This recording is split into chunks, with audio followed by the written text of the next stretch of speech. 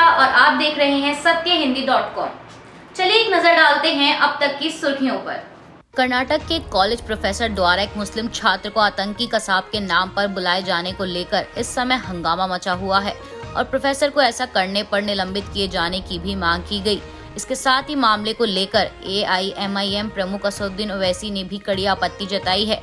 ओवैसी ने कहा कि देश के हालात में जहर घोल दिया गया है, नफरत पैदा कर दी गई है अल्पसंख्यक समाज के ताल्लुक से। मैं सलाम करता हूं उस बच्चे को कि उसने अपनी बात रखी और इत्मीनान से बैठकर प्रोफेसर से पूछा कि तुमने मुझे इस नाम से कैसे पुकारा, जिस पर प्रोफेसर ने कहा कि नहीं, तुम मेरे बेटे की तरह हो।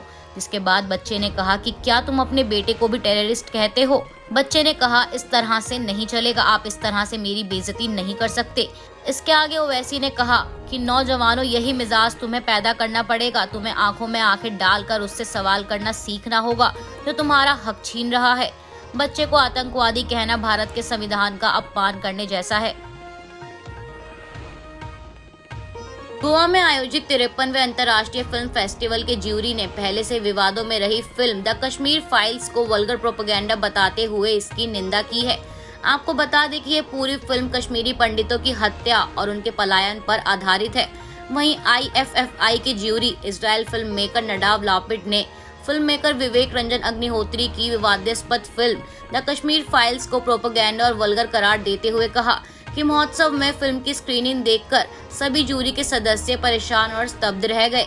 वे फिल्म को राष्ट्रीय पुरस्कार जीतते देखकर हैरान हैं।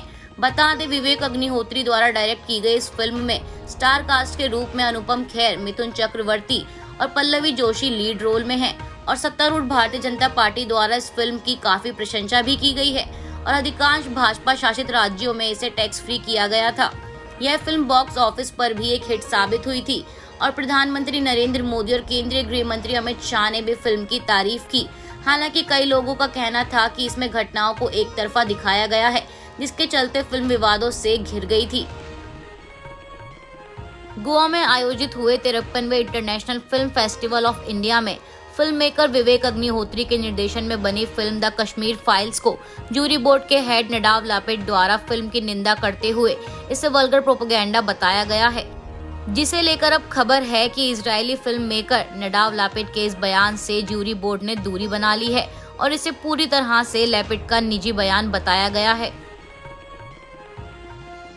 सोमवार को केंद्र सरकार द्वारा सुप्रीम कोर्ट में कहा गया है कि धर्म की स्वतंत्रता के मौलिक अधिकार में किसी भी धर्म के व्यक्ति का किसी अन्य धर्म में परिवर्तन कराना शामिल नहीं है। साथ ही केंद्र ने यह भी कहा कि यह निश्चित रूप से किसी व्यक्ति को धोखाधड़ी, धोखे, जबरदस्ती या प्रलोभन के जरिए धर्मांतरित करने का अधिकार नहीं देता है।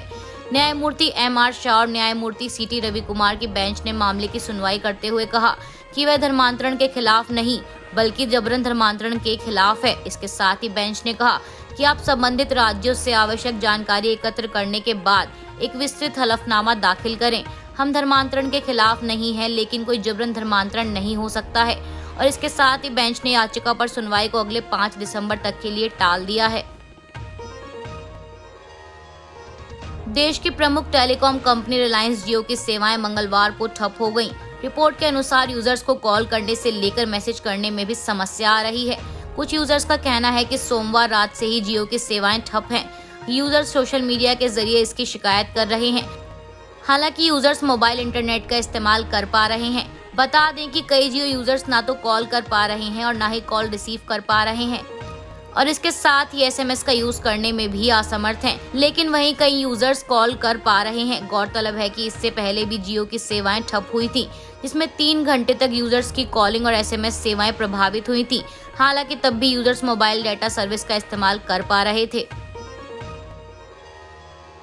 पश्चिम बंगाल विधानसभा अध्यक्ष बिमान बंदोपाध्याय द्वारा सोमवार को भाजपा के 4 विधायकों पर शेष शीतकालीन सत्र के लिए उल्लेख समय में हिस्सा लेने पर रोक लगा दी गई है। वहीं बंदोपाध्याय द्वारा लगाई गई इस रोक को विपक्षी दल की ओर से प्रतिशोध की कार्रवाई कहा जा रहा है और मंगलवार को होने वाले सत्र के दौरान इसका विरोध करने की बात भी कही गई है। बता दें, बंदोपाध्याय ने अपने एक बयान में कहा है कि यह कार्रवाई इसीलिए की गई क्योंकि 4 बीजेपी विधायकों ने उल्लेख समय के दौरान अपनी बात रखने के लिए बुलाए जाने पर जवाब नहीं दिया और यह स्पष्ट रूप से प्रक्रिया का उल्लंघन था। चारों विधायक गोपाल साहा, हिरणमय चटर्जी, निखिल रंजन डे और पार्थ सारथी चट्टोपाध्याय कार्यवाही के दौरान स्कूल नौकरी घोटाले पर बीजेपी द्वारा लाए गए स्थगन प्रस्ताव को पेश करने से अध्यक्ष के इनकार पर विरोध जता रहे थे और सदन से बाहर चले गए। इन विधायकों का नाम पहले से ही सूचीबद्ध था, लेकिन बंदोपाध्याय द्वारा पुकारे जाने पर वे नहीं आए, जिसके चलते ये कार्रवाई की गई है। हालांकि इन विधायकों को बहस में भाग लेने, मतदान करने से नहीं रोका जाएगा और उनके अन्य अधिकार भी बने रहेंगे जिनके वे हकदार हैं। चीन में एक बार फिर कोरोना वायरस ने लोगों का जीना मुश्किल कर दिया है। जहां एक तरफ लॉकडाउन जैसी सख्ती तो वहीं दूसरी ओर इसे ना मानने पर कानूनी कार्रवाई होने की वजह से लोग विरोध प्रदर्शन करने के लिए सड़कों पर उतर आए हैं। इतना ही नहीं, सड़कों पर उतरे लोगों के खिलाफ पुलिस द्वारा सख्त कानूनी कार्रवाई भी की जा रही है। चीन की जनता इस समय जीरो कोविड पॉलिसी को लेकर गुस्साई हुई है और सड़कों पर उतरकर इसका विरोध जताते हुए राष्ट्रपति शी जिनपिंग के इस्तीफे की भी मांग कर रही है। अब इसी बीच आई समाचार एजेंसी की एक रिपोर्ट के मुताबिक संयुक्त राष्ट्र ने यहाँ की जनता के सपोर्ट में चीन से शांतिपूर्ण विरोध प्रदर्शनों में भाग लेने के लिए लोगों को हिरासत में नहीं लेने का आग्रह किया है। अभी के लिए बस इतना ही। बाकी की खबरों के लिए जुड़े रहिए सत्यहिंदी.com के साथ।